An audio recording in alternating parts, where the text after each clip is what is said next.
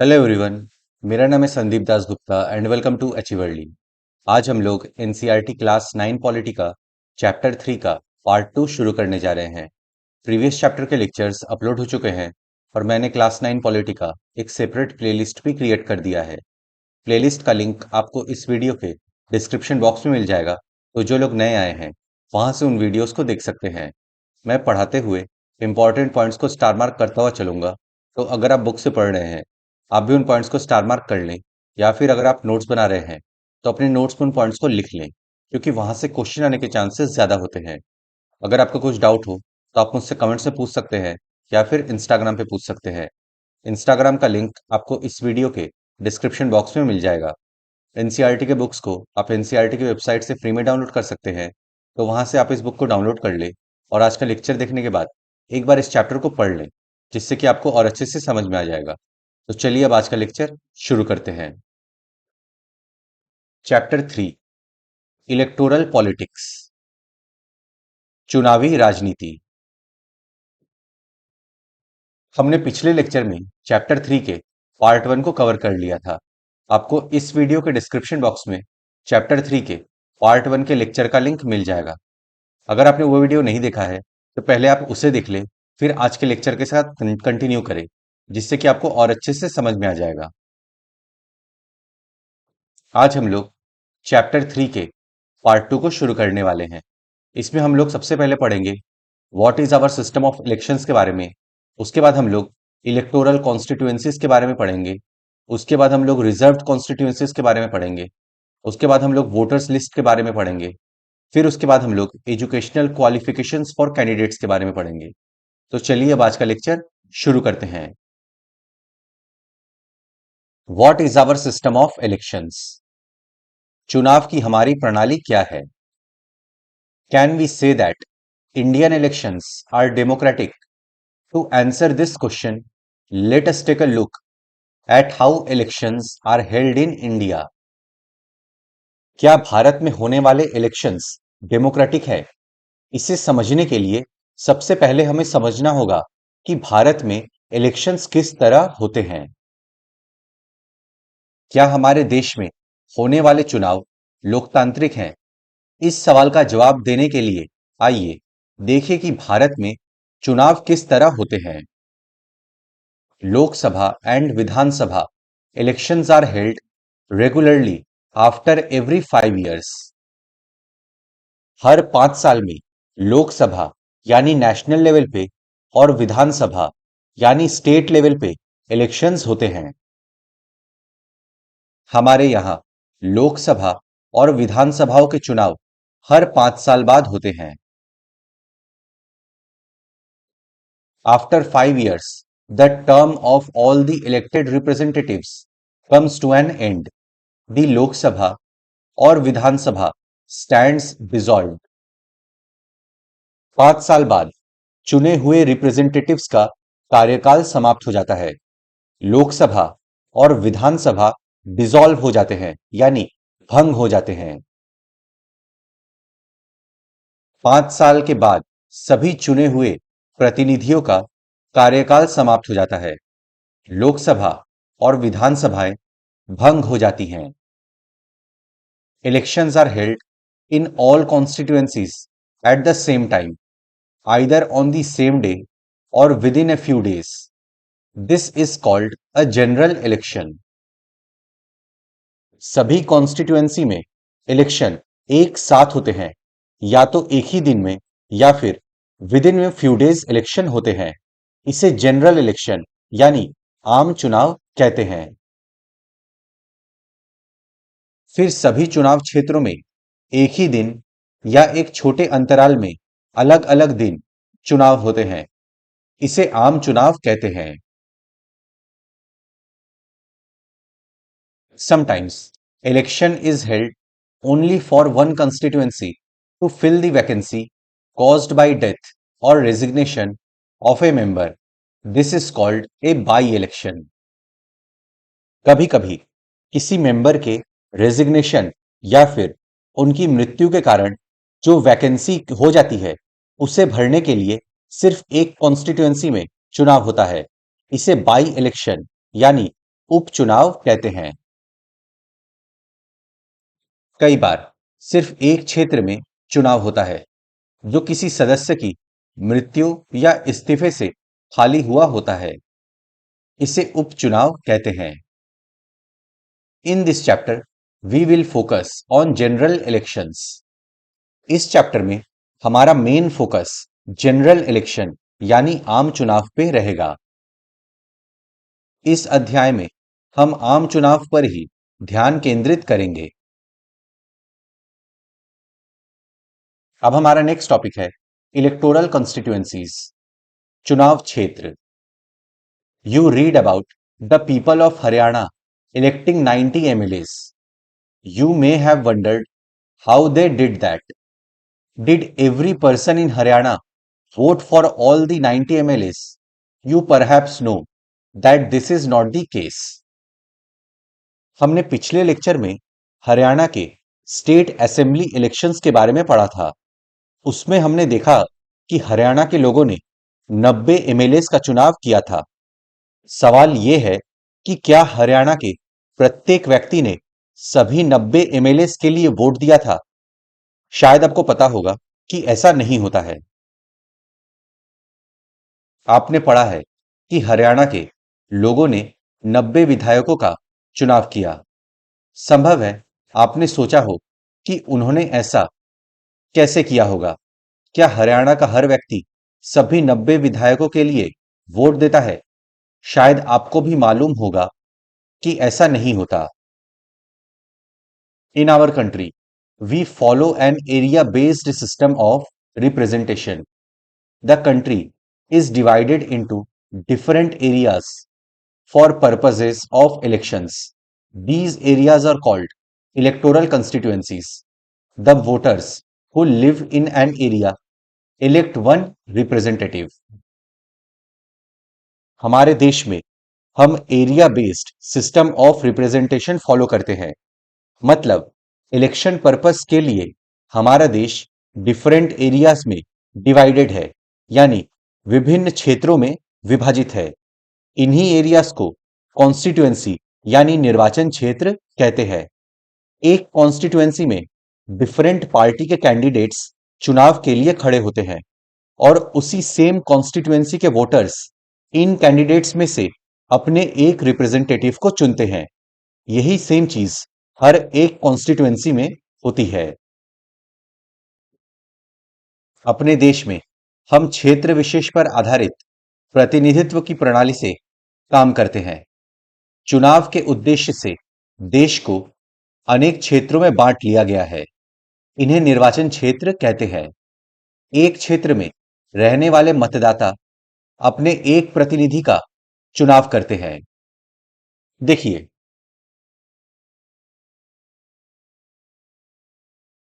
हमारे देश को डिफरेंट एरियाज में डिवाइड कर लिया गया है। इन्हीं डिफरेंट एरियाज को कॉन्स्टिट्यूएंसी कहते हैं। तो मान लीजिए ये आपकी C1 कॉन्स्टिट्यूएंसी है, ये C2 कॉन्स्टिट्यूएंसी है, ये आपकी C3 कॉन्स्टिट्यूएंसी है, ये C4, ये C5 और ये C6 कॉन्स्टिट्यूएंसी है। अब मान लीजिए इस C1 कॉन्स्टिट्यूएंसी में ए पार्टी का एक कैंडिडेट खड़ा होता है, बी पार्टी का एक कैंडिडेट खड़ा होता है और सी पार्टी का एक कैंडिडेट खड़ा होता है। तो इस C1 कॉन्स्टिट्यूएंसी के वोटर्स इन तीनों कैंडिडेट्स में से अपने एक पसंदीदा रिप्रेजेंटेटिव को चुनेंगे। ऐसा सेम हर एक कॉन्स्टिट्यूएंसी में होता है। For Lok Sabha elections the country is divided into 543 constituencies. Lok Sabha elections के लिए देश को 543 कंस्टिट्यूएंसी में डिवाइड किया गया है। लोकसभा चुनाव के लिए देश को 543 निर्वाचन क्षेत्रों में बांटा गया है। The representative elected from each constituency is called a member of parliament और एन MP। हर एक कॉन्स्टिट्यूएंसी से जो रिप्रेजेंटेटिव चुने जाते हैं उन्हें मेंबर ऑफ पार्लियामेंट या फिर MP कहते हैं। हर क्षेत्र से चुने गए प्रतिनिधियों को संसद सदस्य कहते हैं। One of the features of a democratic election is that every vote should have equal value. Democratic election का एक मेन फीचर है कि हर एक वोट का सेम वैल्यू होना चाहिए। लोकतांत्रिक चुनाव की एक विशेषता है हर वोट का बराबर मूल्य। That is why our constitution requires that each constituency should have a roughly equal population living within it. इसीलिए हमारे कॉन्स्टिट्यूशन में यह व्यवस्था की गई है कि हर एक कॉन्स्टिट्यूएंसी में लगभग इक्वल पॉपुलेशन यानी इक्वल वोटर्स रहते हों। इसलिए हमारे संविधान में यह व्यवस्था है कि हर चुनाव क्षेत्र में मतदाताओं की संख्या काफी हद तक एक समान हो। Similarly, each state is divided into a specific number of assembly constituencies. ऐसे ही स्टेट इलेक्शंस के लिए हर एक स्टेट को कॉन्स्टिट्यूएंसीज में डिवाइड किया गया है। इसी प्रकार प्रत्येक राज्य को उसकी विधानसभा की सीटों के हिसाब से बांटा गया है। In this case, the elected representatives is called the member of legislative assembly or an MLA. State election में जो रिप्रेजेंटेटिव चुने जाते हैं उन्हें मेंबर ऑफ लेजिस्लेटिव असेंबली या फिर MLA या फिर विधायक कहते हैं। इन सीटों से निर्वाचित प्रतिनिधियों को विधायक कहते हैं। Each parliamentary constituency has within it several assembly constituencies. हर एक पार्लियामेंट्री कॉन्स्टिट्यूएंसी यानी लोकसभा इलेक्शन के कॉन्स्टिट्यूएंसी में बहुत सारे स्टेट असेंबली के कॉन्स्टिट्यूएंसी आते हैं। प्रत्येक संसदीय निर्वाचन क्षेत्र में विधानसभा के कई कई निर्वाचन क्षेत्र आते हैं। The same principle applies for panchayat and municipal elections. Panchayat और म्यूनिसिपल इलेक्शंस में भी यही सेम तरीका अपनाया जाता है। पंचायतों और नगरपालिका के चुनावों में भी यही तरीका अपनाया जाता है। Each village or town is divided into several wards that are like constituencies. Each ward elects one member of the village or the urban local body.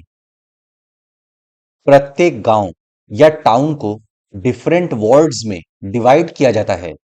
फिर प्रत्येक वार्ड से पंचायत या अर्बन लोकल बॉडी के लिए मेंबर का चुनाव होता है। प्रत्येक पंचायत को कई वार्डों में बांटा जाता है जो छोटे छोटे निर्वाचन क्षेत्र है। प्रत्येक वार्ड से पंचायत या नगरपालिका के लिए एक सदस्य का चुनाव होता है। Sometimes these constituencies are counted as seats. For each constituency represents one seat in the assembly. कभी-कभी इन कॉन्स्टिट्यूएंसीज को सीट भी कहा जाता है।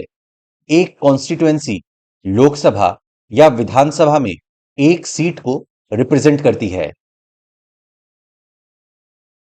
कई बार निर्वाचन क्षेत्र को सीट भी कहा जाता है क्योंकि हर क्षेत्र संसद या विधानसभा की एक सीट का प्रतिनिधित्व करता है। When we say that Lokdal won 60 seats in Haryana, it means that candidates of Lokdal won in 60 assembly constituencies in the state and thus Lokdal had 60 MLAs in the state assembly. पिछले lecture में जब हमने पढ़ा था कि लोकदल ने 60 सीटें जीती हैं, इसका मतलब है कि विधानसभा के 60 कंस्टिट्यूएंसी से लोकदल के 60 MLAs जीतकर स्टेट असेंबली यानी विधानसभा में पहुंचे थे। इसलिए जब हम कहते हैं कि लोकदल ने हरियाणा की 60 सीटें जीती, तो इसका मतलब है कि विधानसभा के 60 निर्वाचन क्षेत्रों से लोकदल के 60 लोग जीतकर राज्य विधानसभा में पहुंचे। अब हम लोग का नेक्स्ट टॉपिक है रिजर्व्ड कॉन्स्टिट्यूएंसीज, आरक्षित निर्वाचन क्षेत्र। Our constitution entitles every citizen to elect her or his representative and to be elected as a representative. हमारा संविधान प्रत्येक नागरिक को अपना रिप्रेजेंटेटिव चुनने का और खुद चुनाव लड़के जनप्रतिनिधि बनने का अधिकार देता है। हमारा संविधान प्रत्येक नागरिक को अपना प्रतिनिधि चुनने और जनप्रतिनिधि के तौर पर चुने जाने का अधिकार देता है। The constitution makers, however, were worried that in an open electoral competition, certain weaker sections may not stand a good chance to get elected to the Lok Sabha and the state legislative assemblies. लेकिन हमारे संविधान निर्माता इस बात को लेकर चिंतित थे कि ओपन इलेक्टोरल कंपटीशन में वीकर सेक्शन के लोग चुनाव जीतकर लोकसभा या विधानसभा में नहीं पहुंच पाएंगे। लेकिन हमारे संविधान निर्माताओं को चिंता थी कि संभव है खुले चुनावी मुकाबले में कुछ कमजोर समूहों के लोग लोकसभा और विधानसभाओं में पहुंच नहीं पाए। They may not have the required resources, education and contacts to contest and win elections against others. Weaker section के पास हो सकता है चुनाव लड़ने के लिए रिसोर्सेज ना हो, बेसिक एजुकेशन ना हो, एक्सेट्रा। संभव है कि चुनाव लड़ने और जीतने लायक जरूरी संसाधन, शिक्षा और संपर्क उनके पास हो ही नहीं। Those who are influential and resourceful may prevent them from winning elections. If that happens, our parliament and assemblies would be deprived of the voice of a significant section of our population. That would make our democracy less representative and less democratic. ऐसा भी हो सकता है कि जो influential है, resourceful है, वो वीकर सेक्शन को चुनाव जीतने से रोक सकते हैं। अगर ऐसा हुआ तो हमारे पार्लियामेंट में, स्टेट असेंबलीज में हमारे पॉपुलेशन के एक बड़े हिस्से की आवाज नहीं पहुंच पाएगी। इससे हमारा डेमोक्रेसी लेस रिप्रेजेंटेटिव होगा और लेस डेमोक्रेटिक होगा। संसाधनों वाले प्रभावशाली लोग उनको चुनाव जीतने से रोक भी सकते हैं। अगर ऐसा होता है तो संसद और विधानसभाओं में हमारी आबादी के एक बड़े हिस्से की आवाज ही नहीं पहुंच पाएगी। इससे हमारे लोकतांत्रिक प्रतिनिधित्व का चरित्र कमजोर होगा और ये व्यवस्था कम लोकतांत्रिक होगी। So, the makers of our constitution thought of a special system of reserved constituencies for the weaker sections. इस वजह से हमारे संविधान निर्माताओं ने वीकर सेक्शंस के लिए रिजर्व्ड कॉन्स्टिट्यूएंसीज यानी आरक्षित निर्वाचन क्षेत्र की व्यवस्था सोची। इसलिए हमारे संविधान निर्माताओं ने कमजोर वर्गों के लिए आरक्षित निर्वाचन क्षेत्र की विशेष व्यवस्था सोची। Some constituencies are reserved for people who belong to the scheduled castes and scheduled tribes. कुछ कॉन्स्टिट्यूएंसीज को शेड्यूल्ड कास्ट के लिए रिजर्व किया गया और कुछ कॉन्स्टिट्यूएंसीज को शेड्यूल्ड ट्राइब के लिए। इसी कारण कुछ चुनाव क्षेत्र अनुसूचित जातियों के लोगों के लिए आरक्षित है तो कुछ क्षेत्र अनुसूचित जनजाति के लोगों के लिए। In a scheduled caste reserved constituency, only someone who belongs to the scheduled castes can stand for election. जिस कॉन्स्टिट्यूएंसी को शेड्यूल्ड कास्ट के लिए रिजर्व किया गया है वहां से सिर्फ शेड्यूल्ड कास्ट का व्यक्ति ही चुनाव लड़ सकता है।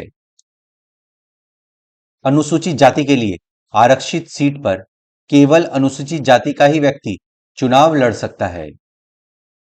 Similarly, only those belonging to the scheduled tribes can contest an election from a constituency reserved for scheduled tribe. इसी तरह जिस कॉन्स्टिट्यूएंसी को शेड्यूल्ड ट्राइब के लिए रिजर्व किया गया है, वहां से सिर्फ शेड्यूल्ड ट्राइब का व्यक्ति ही चुनाव लड़ सकता है। इसी तरह सिर्फ अनुसूचित जनजाति के ही व्यक्ति अनुसूचित जनजाति के लिए आरक्षित चुनाव क्षेत्र से चुनाव लड़ सकते हैं। Currently, in the Lok Sabha, 84 seats are reserved for the scheduled castes and 47 for the scheduled tribes as on 26 January 2019.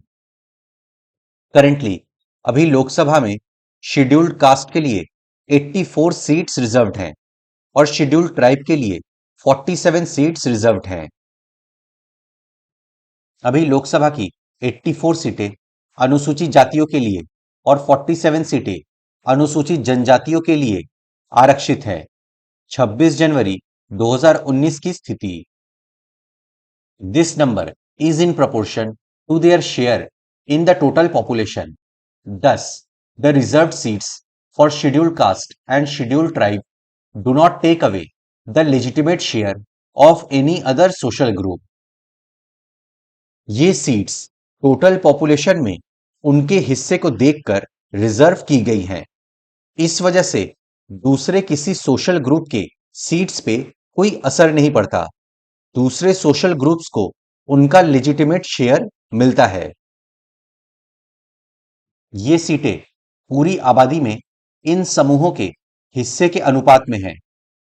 इस प्रकार अनुसूचित जातियों और जनजातियों के लिए आरक्षित सीटें किसी अन्य समूह के उचित हिस्से में से कुछ नहीं लेती।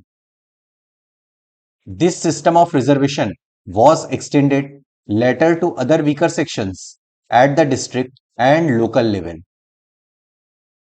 वीकर सेक्शन के लिए सीट्स का रिजर्वेशन बाद में डिस्ट्रिक्ट और लोकल लेवल पर भी लागू किया गया।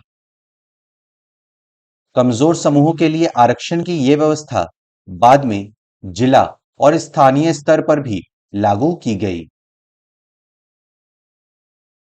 In many states, seats in rural and urban local bodies are now reserved for other backward classes as well. बहुत सारे स्टेट्स में अब पंचायत और अर्बन लोकल बॉडीज में अदर बैकवर्ड क्लासेस के लिए सीट्स रिजर्व की गई हैं। अनेक राज्यों में अब ग्रामीण और शहरी स्थानीय निकायों में अन्य पिछड़े वर्गों के लिए भी आरक्षण लागू हो गया है। However, the proportion of seats reserved varies from state to state. Proportion of reserved seats state to state vary करता है, पर हर राज्य में आरक्षित सीटों का अनुपात अलग-अलग है। Similarly, 1/3 of the seats are reserved in rural and urban local bodies for women candidates. Rural और अर्बन लोकल बॉडीज में विमेन कैंडिडेट्स के लिए 1/3 सीट्स रिजर्व की गई हैं। इसी प्रकार ग्रामीण और शहरी स्थानीय निकायों में 1/3 सीटें महिलाओं के लिए आरक्षित की गई हैं। देखिए, इस मैप में लोकसभा के निर्वाचन क्षेत्र यानी कॉन्स्टिट्यूएंसीज को दिखाया गया है। टोटल कॉन्स्टिट्यूएंसीज हैं 543, जिसमें सामान्य है 412, जो कि व्हाइट शेडेड रीजन में दिखाया गया है। फिर रिजर्व फॉर शेड्यूल्ड कास्ट यानी अनुसूचित जाति के लिए 84 कॉन्स्टिट्यूएंसीज रिजर्व्ड हैं, जो कि यहां रेड रीजन में दिखाए गए हैं। फिर रिजर्व फॉर शेड्यूल्ड ट्राइब यानी अनुसूचित जनजाति के लिए 47 कॉन्स्टिट्यूएंसीज रिजर्व्ड हैं, जो कि ग्रीन शेडेड रीजन में दिखाए गए हैं। यहां पे आपका स्टेट और उस स्टेट में कितने निर्वाचन क्षेत्र हैं ये यहां पे बताया गया है। आप इसको स्टडी कर सकते हैं। अब हम लोग का नेक्स्ट टॉपिक है वोटर्स लिस्ट, मतदाता सूची। Once the constituencies are decided, the next step is to decide who can and who cannot vote this decision can not be left to anyone till the last day. जैसे ही constituency decide हो जाती है, उसके बाद next step है ये पता करना कि कौन वोट कर सकता है और कौन वोट नहीं कर सकता। ये फैसला लास्ट डे तक के लिए किसी के भरोसे नहीं छोड़ा जा सकता। एक बार जब निर्वाचन क्षेत्र का फैसला हो जाता है, तब यह तय किया जाता है कि कौन वोट दे सकता है, कौन नहीं। इस फैसले को अंतिम दिन तक के लिए किसी के भरोसे नहीं छोड़ा जा सकता।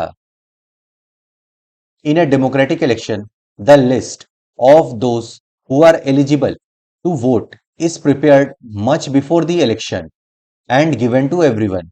This list is officially called the electoral roll and is commonly known as the voters list. एक डेमोक्रेटिक इलेक्शन में जो एलिजिबल वोटर्स हैं, उनकी लिस्ट इलेक्शन से काफी पहले ही तैयार हो जाती है और सबको दे दी जाती है। इस लिस्ट को ऑफिशियली इलेक्टोरल रोल यानी मतदाता सूची कहते हैं और कॉमनली इसे वोटर्स लिस्ट कहते हैं। लोकतांत्रिक चुनाव में मतदान की योग्यता रखने वालों की सूची चुनाव से काफी पहले तैयार कर ली जाती है और हर किसी को दे दी जाती है। इस सूची को आधिकारिक रूप से मतदाता सूची कहते हैं। आम बोलचाल में इसे वोटर लिस्ट भी कहते हैं। This is an important step, for it is linked to the first condition of a democratic election. Everyone should get an equal opportunity to choose representatives. ये एक इंपॉर्टेंट स्टेप है और ये डेमोक्रेटिक इलेक्शन के first condition से जुड़ा है। सभी को अपना रिप्रेजेंटेटिव चुनने का समान अवसर मिलना चाहिए। ये एक महत्वपूर्ण कदम है क्योंकि इसका सीधा संबंध लोकतांत्रिक चुनाव की पहली शर्त अपना प्रतिनिधि चुनने के लिए हर किसी को समान अवसर मिलने से है। Earlier, we read about the principle of universal adult franchise. In practice, it means that everyone should have one vote and each vote should have equal value. हमने पिछले लेक्चर में यूनिवर्सल एडल्ट फ्रैंचाइज के बारे में पढ़ा था। इसका मतलब है सभी को एक वोट देने का अधिकार होना चाहिए और सभी वोट का वैल्यू सेम होना चाहिए। पहले हमने सार्वभौम वयस्क मताधिकार के बारे में पढ़ा था। व्यवहार में इसका मतलब है कि हर किसी को मत देने का अधिकार होना चाहिए और हर एक का मत समान मूल्य का होना चाहिए। No one should be denied the right to vote without a good reason. जब तक रीजन ठोस ना हो, तब तक किसी को राइट टू वोट से वंचित नहीं किया जाना चाहिए। जब तक ठोस कारण ना हो, किसी को मताधिकार से वंचित नहीं किया जाना चाहिए। Different citizens differ from one another in many ways. Some are rich, some are poor, some are highly educated, some are not so educated or not educated at all. Some are kind, others are not so kind. Different citizen एक दूसरे से कई मामलों में अलग होते हैं। कुछ अमीर हैं तो कुछ गरीब हैं, कुछ हाईली एजुकेटेड हैं तो कुछ कम पढ़े लिखे हैं, तो कुछ अशिक्षित हैं, कुछ लोग काइंड नेचर के हैं तो कुछ लोग नहीं हैं। अलग अलग नागरिक अनेक मामलों में एक दूसरे से भिन्न होते हैं। कोई अमीर है, कोई गरीब, कोई बहुत पढ़ा लिखा है तो कोई कम या एकदम अशिक्षित है, कोई बहुत दयालु है तो कोई नहीं। But all of them are human beings with their own needs and views. That is why all of them deserve to have an equal say in decisions that affect them. पर सभी ह्यूमन बींग्स हैं और सभी के अपने अपने needs हैं, अपने अपने विचार हैं। इसलिए सभी को अफेक्ट करने वाले डिसीजन में सबकी बराबर भागीदारी होनी चाहिए। पर हर कोई इंसान तो है और अपनी जरूरतों और विचारों के अनुरूप समाज में योगदान करता है। इसीलिए सभी को प्रभावित करने वाले निर्णयों में सबकी भागीदारी होनी चाहिए। In our country, all the citizens aged 18 years and above can vote in an election. हमारे देश में 18 वर्ष और उससे ऊपर की आयु के सभी नागरिक इलेक्शन में वोट कर सकते हैं। हमारे देश में 18 वर्ष और उससे ऊपर की उम्र के सभी नागरिक चुनाव में वोट डाल सकते हैं। Every citizen has the right to vote regardless of his और हर कास्ट, रिलीजियन और जेंडर। सभी नागरिकों के पास राइट टू वोट है, चाहे वो किसी भी कास्ट, जेंडर या रिलीजियन का हो। नागरिक की जाति, धर्म, लिंग चाहे जो हो, उसे मत देने का अधिकार है। Some criminals and persons with unsound mind can be denied the right to vote, but only in rare situations. कुछ क्रिमिनल्स और दिमागी असंतुलन वाले लोगों को वोट देने के अधिकार से वंचित किया जा सकता है, लेकिन ऐसा बहुत रेयर कंडीशन में होता है। अपराधियों और दिमागी असंतुलन वाले कुछ लोगों को वोट देने के अधिकार से वंचित किया जा सकता है, लेकिन ऐसा सिर्फ बेहद खास स्थितियों में ही होता है। It is the responsibility of the government to get the names of all the eligible voters put on the voters list. ये गवर्नमेंट की जिम्मेदारी है कि सभी एलिजिबल वोटर्स के नाम वोटर्स लिस्ट में आए। सभी सक्षम मतदाताओं का नाम मतदाता सूची में हो, ये व्यवस्था करना सरकार की जिम्मेदारी है। As new persons attain voting age, names are added to the voters list. Names of those who move out of a place or those who are dead are deleted. नए व्यक्ति जिनकी 18 वर्ष आयु हो जाती है, उनके नाम वोटर्स लिस्ट में आ जाते हैं। हर इलेक्शन के पहले वोटर्स लिस्ट को अपडेट किया जाता है। जो व्यक्ति अपने एरिया को छोड़कर कहीं और रहने लगते हैं या फिर जिनकी मृत्यु हो जाती है, उनके नाम वोटर्स लिस्ट से डिलीट कर दिए जाते हैं। चूंकि हर अगले चुनाव में नए लोग मतदाता बनने की उम्र तक आ जाते हैं, इसलिए हर चुनाव से पूर्व मतदाता सूची को सुधारा जाता है। जो लोग उस इलाके से बाहर चले जाते हैं या जिनकी मौत हो जाती है, उनके नाम इस सूची से काट दिए जाते हैं। A complete revision of the list takes place every 5 years. This is done to ensure that it remains up to date. हर 5 साल में इस लिस्ट का कंप्लीट रिवीजन किया जाता है। ऐसा इसलिए किया जाता है ताकि लिस्ट अप टू डेट रहे। हर 5 वर्ष में मतदाता सूची का पूर्ण नवीनीकरण किया जाता है। ऐसा मतदाता सूची को एकदम ताजा रखने के लिए किया जाता है।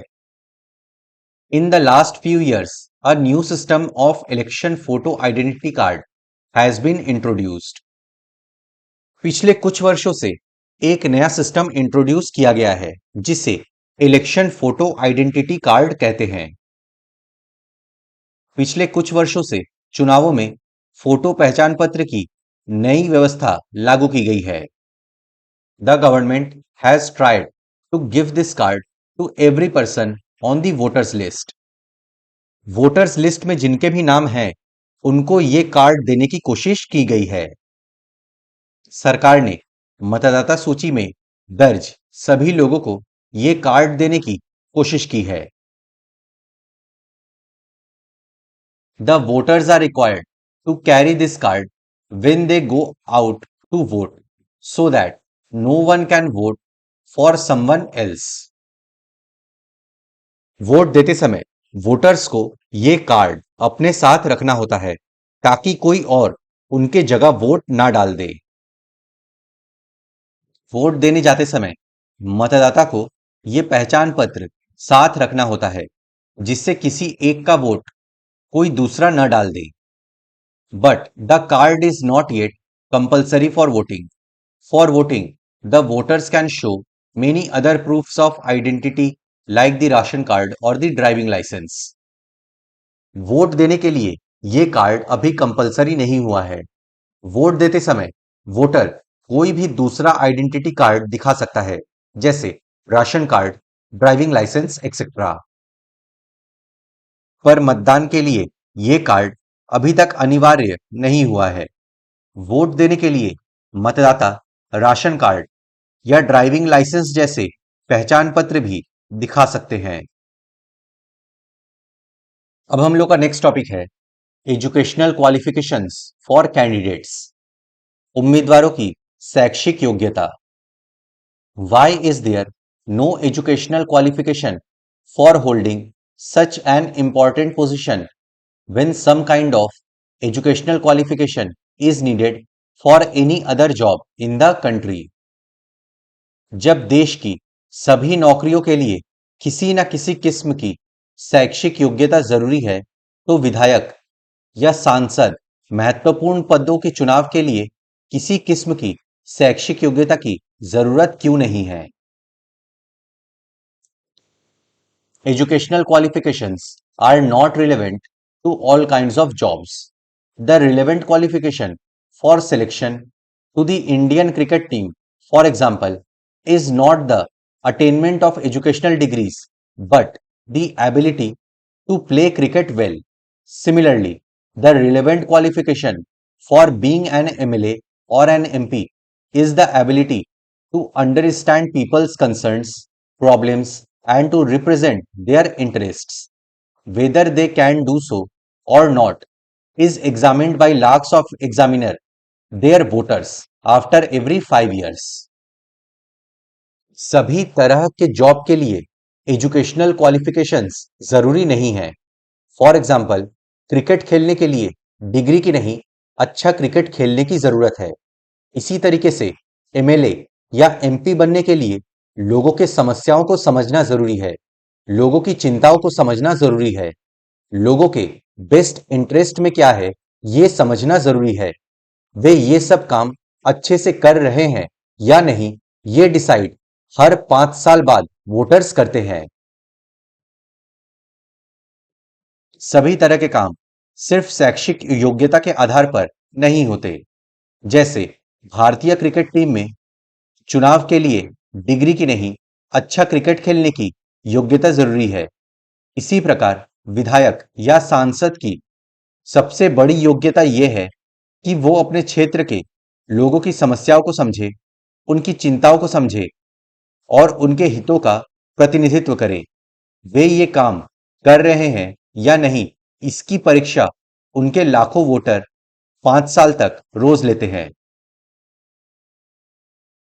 Even if education was relevant, it should be left to the people to decide how much importance they give to educational qualifications. अगर एजुकेशनल क्वालिफिकेशन जरूरी है तो ये जिम्मा लोगों पर छोड़ देना चाहिए कि वे एजुकेशनल क्वालिफिकेशन को कितना इंपॉर्टेंस देते हैं।